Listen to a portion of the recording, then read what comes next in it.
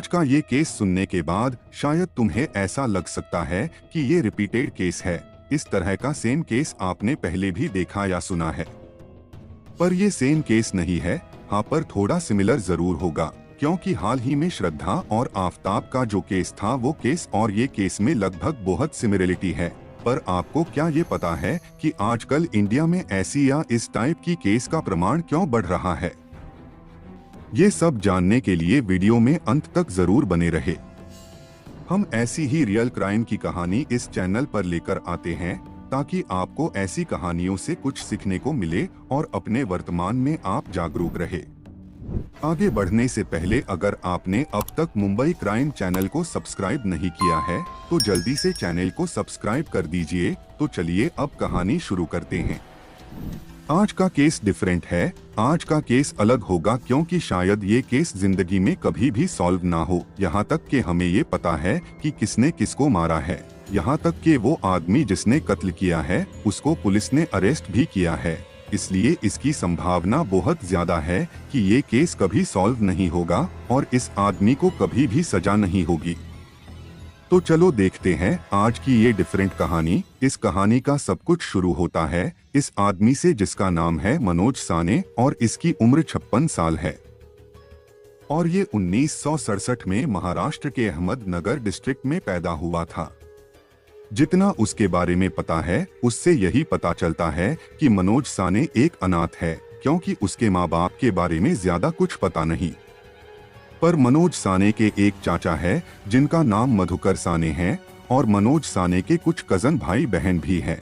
लेकिन माँ बाप ना होने के वजह से, कोई सपोर्ट ना होने के वजह से मनोज साने के शुरू के जो दिन थे, मतलब स्कूल टाइम के जो दिन थे, वो काफी ज्यादा मुश्किल भरे थे। पर मनोज पढ़ाई में बहुत ही ज्यादा तेज था। मनोज ने अहमदनगर में ही अपना स्कूल कंप्लीट करने के बाद वहीं पर ITI इंडस्ट्रियल ट्रेनिंग इंस्टीट्यूट से टेक्नीशियन का कोर्स किया था। मनोज साने को अपने आप पर बहुत भरोसा था। उसे पता था कि उसे आसानी से अपने स्किल के थ्रू, अपने नॉलेज के थ्रू कोई ना कोई जॉब तो मुंबई में मिल ही जाएगी।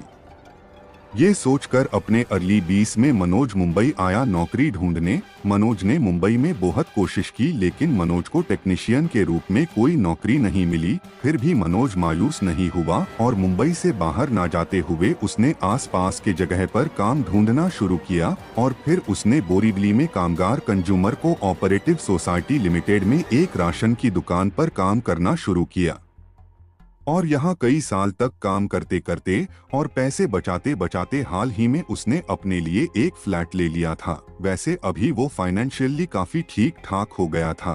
एक टाइम था जब खुद का घर ना होने के वजह से और फाइनेंशियली हालात अच्छी ना होने से मनोज की 30 के उम्र तक भी शादी नहीं हुई थी। मनोज अलग अलग लड़कियों से बात तो करता था, उनको अप्रोच भी करता था, पर शायद ही कोई लड़की उसके साथ कभी डेट पर गई होगी। पर हाँ, मनोज की कभी भी शादी नहीं हुई, ये बात पक्की थी।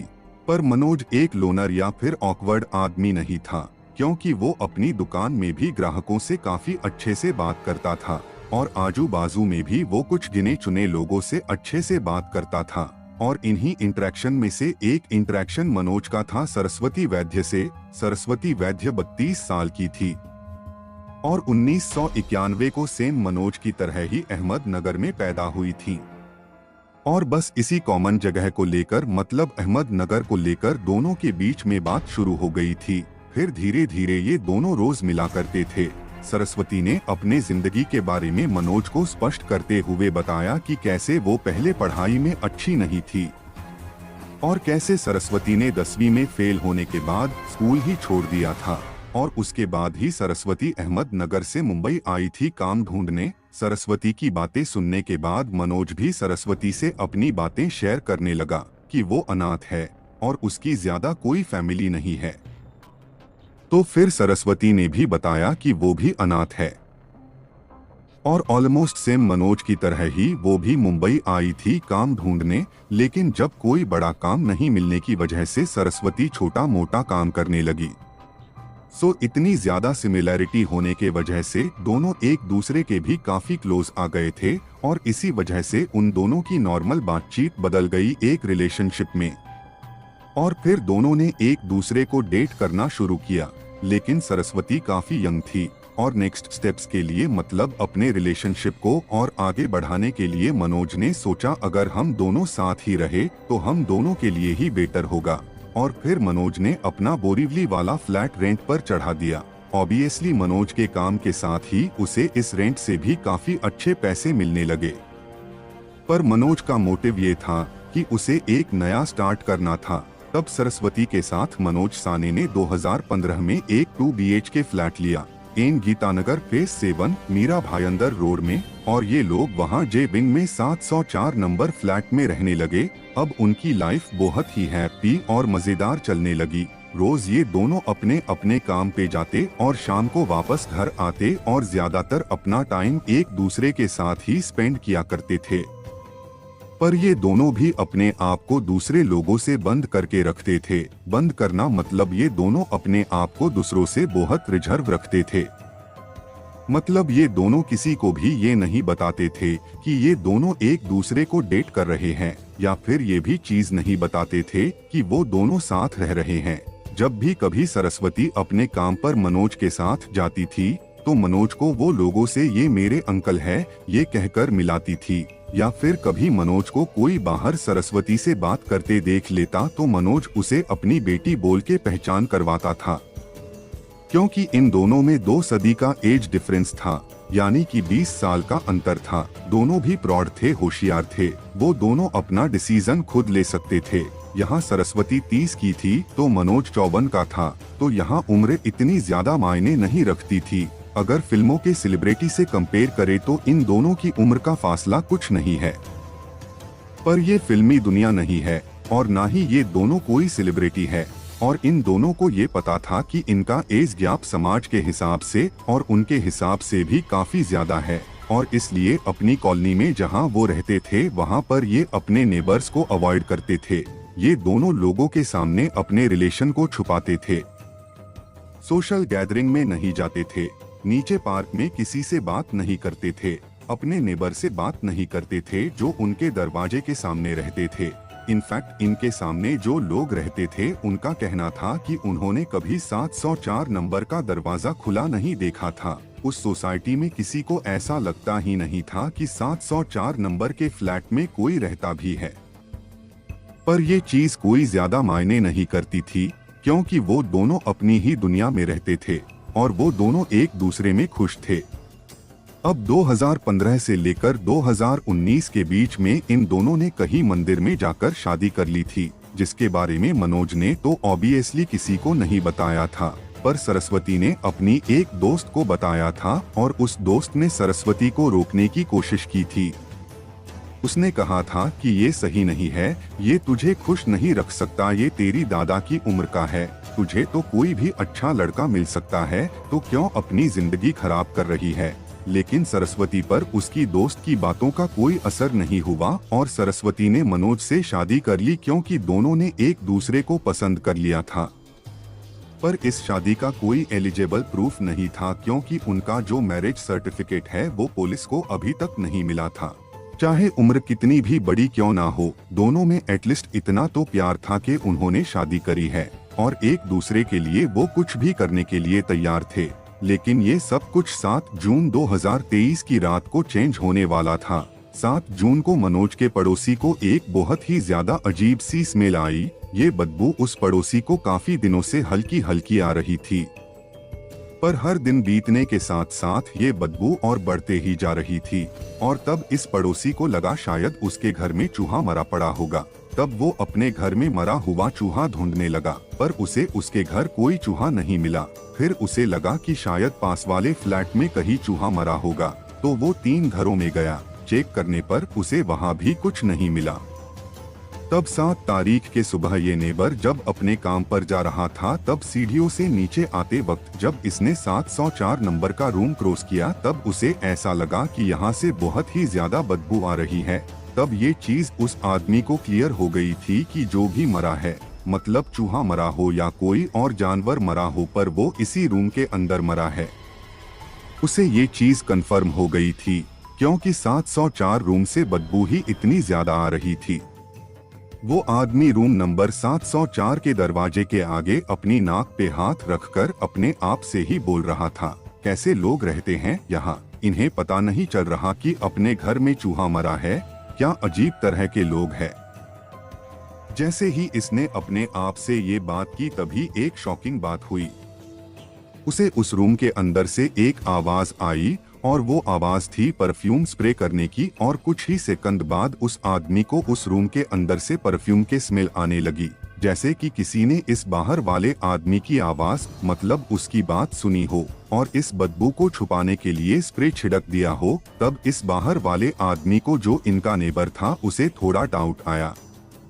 उसे लगा कि जरूर कुछ ना कुछ गड़बड़ है, और तब उसने 704 का दरवाजा खटखटाया और तब अंदर से दरवाजा खुला, और जैसे ही दरवाजा खुला एक गंदी बदबू का भभका उस आदमी को आया। तब उस आदमी को मतलब उस नेबर को कंफर्म हुआ कि यही वो चूहा या कोई और जानवर मरा है। दरवाजा मनोज ने खोला था। उस नेबर ने मनोज का चेहरा देखा तो उसे मनोज का चेहरा थोड़ा कंफ्यूज लगा। उस आदमी ने मनोज से कहा, शायद आपके रूम से गंदी बदबू आ रही है, आप इसको साफ कीजिए क्योंकि बाकी और भी लोग यहाँ रहते हैं और इन्हें प्रॉब्लम हो रही है। तब मनोज एकदम कूल होकर बोला कि क्या सच में ऐसा हुआ? सॉरी, मैंने इसे नोटिस ही नहीं किया, शायद किसी पाइप में कहीं अंदर कोई चूहा मरा होगा, मैं इसे देख लूंगा, आपका बहुत बहुत शुक्रिया, थैंक यू सो मच। ये बोलकर मनोज अपना दरवाजा फिर से बंद करने वाला था, तभी वो आदमी दरवाजे पे हाथ रखकर दरवाजे को रोकता है। तब मनोज के चेहरे के एक्सप्रेशन चेंज होते हैं, लेकिन फिर भी वो अपने एक्सप्रेशन को छुपाकर उस आदमी को हल्की स्माइल देता है। तब वो आदमी मनोज से बोलता है कि अगर आपको कोई हेल्प चाहिए तो मैं आपकी मदद कर सकता हूँ। ये बोलकर वो आदमी जैसे ही दरवाजे को पुश करके घर के अंदर आ ही रहा था, तभी मनोज ने उसे एक झटके में रोका। तब उस आदमी ने मनोज की इस अजीब हरकत को देखा और नोटिस भी किया। तभी मनोज को भी अंदाजा हुआ कि उसका एग्रेशन उसे फंसाएगा, और तब मनोज उसे सॉरी बोलकर एक स्माइल देते हुए बोलता है, मेरी हेल्प करने के लिए आपका शुक्रिया, बट अभी नहीं, अभी मुझे लेट हो रहा है, मुझे काम पर भी जाना है, आप प्लीज शाम को आइए, शाम को हम दोनों मिलकर मेरे घर के सारे पाइप्स चेक करेंगे। तब उस आदमी ने मनोज को बोला, ठीक है, शाम को करते हैं, वैसे मुझे भी लेट हो रहा है काम पे जाने के लिए, और वो मनोज को बाय बोलकर सीढ़ियों से नीचे जाने लगा। तब मनोज उसे जाते हुए देखकर राहत की सांस लेता है और मन ही मन बोलता है, अच्छा हुआ उसे शक नहीं आया। और कुछ ही पल में ये आदमी जो अभी अभी मनोज को बाय बोलकर गया था, वो पार्किंग में अपनी बाइक को स्टार्ट करने की कोशिश कर रहा था। तभी उसकी नजर सामने जाती है। तब वो देखता है कि मनोज जा रहा है और उसके हाथ में एक बहुत बड़ी बोरी है, जैसे कि आटे की बोरी होती है। उस टाइप की बड़ी बोरी लेकर मनोज घाई घाई में कहीं जा रहा था, और तब इस आदमी को मनोज पे थोड़ा डाउट आता है, क्योंकि उसने न्यूज में देखा था श्रद्धा आफ्ताब के केस के बारे में, इसलिए उसे अब मनोज पे शक होने लगता है। अभी उसे काम पर जाने को लेट हो रहा था, फिर भी उसने सोसाइटी के गार्ड को इस चीज के लिए अगवा कर दिया। उसने उसे सब कुछ बता दिया कि ऐसा ऐसा हो रहा है। 704 में प्लीज तुम जाकर अभी देख लो। गीता आकाश के इस बिल्डिंग में 704 नंबर का फ्लैट फेमस था, क्योंकि सबको पता था कि यहाँ रहने वाले लोग ना तो किसी से बात करते थे और ना ही कभी सोसाइटी के किसी फंक्शन में जाते थे, और हर वक्त इनका दरवाजा सिर्फ बंद ही रहता था। ये लोग सिर्फ काम पर जाते हुए ही दिखते थे। और अगेन आजकल लोगों ने फ्लैट में मरने वाले बहुत से केसेस सुन लिए थे, इसलिए उस सिक्योरिटी गार्ड ने जरा सी भी देरी ना करते हुए सीधा पुलिस को कॉल किया। और मुंबई पुलिस जैसे ही कॉल आता है फौरन पहुंचती है, क्योंकि पुलिस को पता है कि आजकल बहुत सारे केसेस आ रहे हैं फ्लैट में मरने वाले लोगों के। इसलिए जैसे ही पुलिस वहां पहुंचती है, तुरंत बाकी सारे नेबर्स के साथ उस 704 नंबर के फ्लैट पे आती है। फ्लैट में ताला लगा हुआ था, तब पुलिस वालों ने कुछ पड़ोसियों को लेकर फ्लैट का ताला तोड़ दिया। फ्लैट में अंदर जाते ही परफ्यूम और रॉटन सी महक लोगों को आने लगी, और पुलिस स्टेटमेंट के हिसाब से एक पुलिस सीधा फ्रीज चेक करने गया था, पर फ्रीज में कुछ नहीं था। सो इसके बाद उन लोगों ने बाथरूम में देखा, वहाँ भी कुछ नहीं था। बेडरूम में गए, वहाँ भी कुछ नहीं था। फिर अचानक एक नेबर की नजर पड़ी किचन में, और इस किचन में रखे हुए थे एक टब और बाल्टियां जो कि ऊपर तक पानी से भरी हुई थी। पर पानी के बीच में इन लोगों को कुछ दिखा। अब 704 का दरवाजा खुल गया था। सब नेबर्स बात कर ही रहे थे, और जो नेबर्स अंदर आए थे इस फ्लैट में, उनको इतनी बदबू आ रही थी कि उनमें से कुछ लोग बाहर गए उल्टी करने। आजू बाजू के लोगों ने फ्लैट के अंदर क्राउड कर रखा था, और उस बदबू के वजह से जैसे ही ये नेबर्स बाहर गए तब पुलिस लोग अब किचन के अंदर गए। सबसे पहले एक पुलिस वाले ने टब को देखा। जो टब किचन में था उसमें किसी आदमी के शरीर के टुकड़े पड़े हुए हैं। उसके बाद पुलिस वाले की नजर गैस के ऊपर रखे हुए तवे पर गई। तब पुलिस बहुत शॉक हुई जब उन्होंने देखा कि तवे के ऊपर एक मांस रखा हुआ था और उस तवे के बगल में एक कुकर था। पुलिस वालों ने उस कुकर को खोला। तब कुकर के अंदर उन्होंने जो देखा वो तो उससे भी ज्यादा शॉकिंग था, क्योंकि उस कुकर के अंदर बहुत सारे कटे हुए आदमी के मांस के टुकड़े पड़े हुए थे, जो कि आधे पके हुए और आधे बॉईल थे। अब पुलिस अलर्ट हुई। उन्होंने अब ढंग से छानबीन करना शुरू किया तो उन्हें बेडरूम में बेड के नीचे कटी हुई बाल की चुटिया मिली थी। सो किचन में मिले हुए मांस के टुकड़े, और इस चुटिया से कंफर्म हो गया था कि यहाँ किसी लेडी की मौत हुई है। ये सब जांच पड़ताल करते करते शाम हो गई थी, और इसी बीच शाम को मनोज अपने घर पहुंच गया था और वो ऊपर जा ही रहा था। तब उसने नोटिस किया कि ऊपर वाले फ्लोर से बहुत ज्यादा आवाज आ रही है। आवाज सुनकर उसे थोड़ा डर लगा और उसने इधर उधर देखने की कोशिश की। तब उसे सोसाइटी के पीछे वाले गेट पर पुलिस की गाड़ियां खड़ी दिखी, और अब पुलिस की गाड़ियां देखकर उसे कंफर्म हुआ कि पुलिस यहाँ क्यों आई है। तब बिना कुछ सोचे मनोज यहाँ से भागने ही वाला था। तभी पुलिस डिपार्टमेंट ने जो बैकअप बुलाया था वो वहाँ आ गए थे, और उसी सिक्योरिटी गार्ड के मदद से उन्होंने मनोज को पकड़ लिया था। ये वही सिक्योरिटी गार्ड था जिसको सुबह काम पर जाने से पहले एक नेबर ने मनोज पे नजर रखने को कहा था। 7 जून को मनोज पकड़ा गया था। 8 जून को ठाणे पुलिस स्टेशन में मनोज से पूछताछ हुई। तब मनोज ने पुलिस को पूरा कंफ्यूज किया, क्योंकि मनोज ने पुलिस को 2 स्टोरी सुनाई। पहली स्टोरी ये थी कि सरस्वती और मनोज यहाँ साथ में रहते थे, और कोरोना टाइम पर मनोज की दुकान बंद हुई थी। इस वजह से उसकी जॉब चली गई थी, और मनोज के जॉबलेस होने के कारण सरस्वती उस पर ज्यादा चिल्लाया करती थी। और कोरोना के टाइम से ही उन दोनों के बीच काफी झगड़े हो रहे थे, क्योंकि मनोज ज्यादातर टाइम कुछ करता नहीं था। इस चीज से तंग आकर सरस्वती ने जहर खाकर अपनी जान दे दी। मनोज के कहने के मुताबिक सरस्वती ने अपनी जान दी थी 3 जून 2023 को। पर तब मनोज बहुत डर गया था। उसे लग रहा था कि लोग यही सोचेंगे कि उसने ही सरस्वती को मारा है। इसीलिए श्रद्धा केस से इंस्पायर होकर उसने धीरे धीरे बॉडी को डिस्पोज करना शुरू कर दिया। और तब मनोज ने 4000 का लकड़ी काटने का कटर खरीदा, और उसने उस कटर से सरस्वती के टुकड़े करने शुरू किए। फिर उनमें से कुछ टुकड़ों को उसने मिक्सर में पीसकर टॉयलेट में फ्लश किया, और कुछ टुकड़ों को उसने कुकर में डालकर बॉयल करना शुरू किया। पर ये सब मनोज जल्दी जल्दी नहीं कर पा रहा था, क्योंकि मनोज की उम्र भी काफी ज्यादा थी। इसलिए उसने तब इन बाल्टियों में एसिड डाला, जिसमें उसने सरस्वती के बॉडी के बड़े बड़े पीसेस उसमें डाल दिए थे। सरस्वती को काटने के बाद वो हर दिन काम पर जाता था।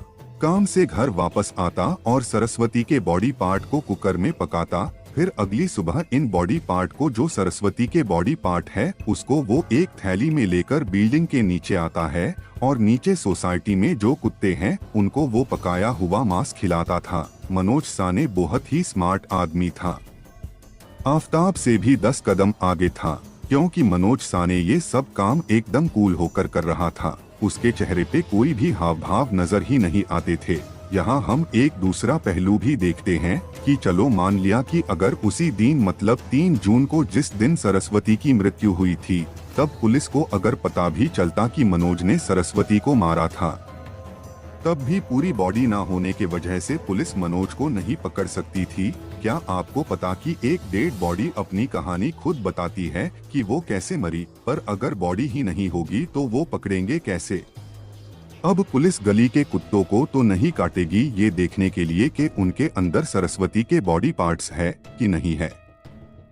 इसीलिए मुझे लगता है कि मनोज थोड़ा ज्यादा स्मार्ट था। मनोज के कहने के मुताबिक इन दोनों के बीच में लड़ाई हुई थी और फिर वो जहर खाकर मर गई और मनोज को लगा कि वो पकड़ा जाएगा, इसलिए उसने सरस्वती के बॉडी को डिस्पोज करने के लिए ये सब कुछ किया। अब ये स्टोरी मनोज ने पुलिस को 8 तारीख को बताई थी और अब 9 तारीख को कोर्ट से पुलिस को मनोज की कस्टडी मिली। इसलिए ये जाहिर सी बात है कि अब मनोज पर पुलिस ज्यादा कठोर बर्ताव करेगी। तब पुलिस ने मनोज को दोबारा से पूछा कि सच सच बता क्या हुआ, क्योंकि पुलिस को मनोज की इस कहानी पर बिलीव ही नहीं हो रहा था कि ये सच बोल रहा है। इसलिए पुलिस ने दोबारा उनके अंदाज में मनोज से पूछा कि सच बता क्या हुआ है। मनोज के घर में सरस्वती के बॉडी पार्ट ही नहीं मिले थे, बल्कि एक टाइल्स कटर मशीन और एक लकड़ी काटने का कटर भी मिला था। और जब पुलिस ने मनोज का फोन चेक किया तब पुलिस को हिस्ट्री में fast killing poison search history भी मिली थी, जो कि कई हफ्तों पहले से कंटिन्यू हो रही थी। तो अब पुलिस ने भी एक स्टोरी बनाकर मनोज को कहा कि तुम सरस्वती को नहीं जानते थे, तुमने इस लड़की को अगवा किया, उसके बाद उसका शारीरिक शोषण किया और जब ये कुछ बोलने वाली थी तब तुमने उसे मार दिया। तब मनोज ने कहा कि वो ऐसा बिल्कुल भी नहीं कर सकता था, क्योंकि वो HIV पॉजिटिव है। जब 2008 में मनोज का एक्सीडेंट हुआ था तब बहुत ज्यादा ब्लड लॉस होने के कारण वो मुंबई के ही एक हॉस्पिटल में एडमिट था, जहां उसे गलती से HIV पॉजिटिव ब्लड चढ़ा दिया गया था और वो कभी किसी को भी HIV का रिस्क नहीं देना चाहता था। पर एक किलर को क्या फर्क पड़ता है कि वो किसी को HIV दे या ना दे। तो पुलिस ने मनोज के इस वाली स्टोरी पर भी बिलीव नहीं किया और अब आई मनोज की थर्ड स्टोरी। तब उसकी स्टेटमेंट ये थी कि हाँ, उसने ही सरस्वती को मारा था, क्योंकि सरस्वती बहुत ही ज्यादा पॉजेसिव थी। वो हर टाइम शक करती थी, हर बार उसका फोन चेक करती थी। अगर कभी रात को काम से आते समय उसे देर हो जाती तब सरस्वती उसे पूछा करती थी कि तुम कहाँ थे, इतनी देर क्यों हुई। और वो मनोज पे डाउट करने लगती थी कि शायद मनोज का किसी दूसरी लड़की से कुछ चल रहा है। लेकिन क्या ये आपको पता है कि सरस्वती का मनोज के ऊपर शक करना ये सरस्वती के लिए जायज भी था, क्योंकि पुलिस ने जब मनोज का फोन चेक किया तब पुलिस को मनोज के फोन में कई सारे लड़कियों के मैसेज भी मिले थे। पर ये कैसे पॉसिबल है कि एक ओल्ड आदमी को कई सारी लड़कियों के मैसेज आते हैं? आखिर लड़कियां एक ओल्ड आदमी में क्या देखती है? मुझे तो पता नहीं, अगर आपको पता हो तो कमेंट में बताना। मनोज को ये डर था कि इस पॉजेसिवनेस की वजह से कहीं सरस्वती उसको कुछ कर ना दे और इसीलिए सरस्वती कुछ करे उससे पहले मनोज ने ही सरस्वती को मार दिया। मनोज ने पुलिस के सामने वर्बली एक्सेप्ट किया कि उसने ही सरस्वती को मार डाला और वो इस चीज को लेकर बहुत ही ज्यादा रिग्रेट भी करता था, क्योंकि सरस्वती उसे बहुत ही ज्यादा प्यार करती थी। अब ये तो बहुत ही अच्छी बात है कि इसने खुद ही बोल दिया कि इसने ही सरस्वती को मारा है। अब आपको लगता होगा कि कहानी खत्म हो गई, क्योंकि मनोज ने खुद ही गुनाह कबूल किया कि उसने ही सरस्वती को मारा है। तो अब आगे क्या? ये केस तो यहाँ पर ही सॉल्व हुआ। पर आप जैसा सोचते हो वैसा कभी नहीं होता है, क्योंकि अकॉर्डिंग टू लॉ ये इतना आसान नहीं है। क्योंकि मनोज को अगर पुलिस इस बेस पर कोर्ट ले जाती है कि इसने हमारे सामने कबूल किया है कि हाँ, इसी ने ही सरस्वती को जान से मारा है, और जब ही मनोज कोर्ट में जाएगा तभी उसकी हेयरिंग होगी, और तब अगर मनोज ये बोलेगा कि मुझे तो पुलिस ने बहुत मारा था और मुझसे ये चीज फोर्सफुली बुलवाई गई थी कि मैंने ही अपने बीवी को मारा था, इसीलिए पुलिस को इस केस में प्रॉपर एविडेंस चाहिए था। और हाँ, अगर ये भी प्रूव हो जाता कि सरस्वती ने पॉइजन खाया था तब भी किसी तरह से मनोज अंदर हो जाता था। पर मनोज बहुत ही ज्यादा स्मार्ट था। उसने बॉडी को पकाया, फ्राई किया, बॉईल किया, एसिड में डाला, कुत्तों को खिलाया, इसलिए जितने भी बॉडी के प्रॉपर्टीज होंगे वो सब खत्म हो गए। सबसे पहली बात तो बॉडी पार्ट्स तो बचे ही नहीं है। अगर कोई बॉडी पार्ट बचा भी है तो भी उससे ये पता ही नहीं चलेगा कि बॉडी को हुआ क्या था। मे भी हो सकता है कि उसने उसको चाकू मारा हो या उसका गला घोंटकर मारा हो या कैसे भी मारा हो, फिर भी पता नहीं चलेगा, क्योंकि बॉडी पार्ट्स ही नहीं है। अभी तक इस केस के बारे में कोर्ट से कोई कंक्लूसिव नहीं आया या फिर पुलिस से भी कोई कंक्लूसिव नहीं आया है। मनोज और सरस्वती का ये केस अभी के लिए यहीं पर हॉट पे है। अगर इस केस के बारे में आगे कुछ अपडेट मिलती है तो हम आपको जरूर बताएंगे, और अगर आपको कुछ पता हो तो कमेंट में बताइए। दोस्तों, वैसे तो गुनहगारों को सजा देने का काम पुलिस और अदालतों का है, मगर आपके अनुसार सरस्वती वैद्य के कातिल मनोज साने को क्या सजा मिलनी चाहिए, कमेंट बॉक्स में जरूर बताएं। अगर आपको हमारी वीडियो बनाने की सच्ची लगन और पैशन पसंद आई हो तो इस वीडियो को लाइक करते हुए शेयर भी करें। अगर आपने अब तक इस चैनल को सब्सक्राइब नहीं किया है तो जाने से पहले जल्दी से इस चैनल को सब्सक्राइब कर बेल आइकन दबा लीजिए। मुंबई के क्राइम की दुनिया से जुड़ी ऐसी ही सच्ची कहानियों के लिए बेल आइकन दबाकर नोटिफिकेशन भी जरूर ऑन कर ले। आपका दिन शुभ हो। धन्यवाद।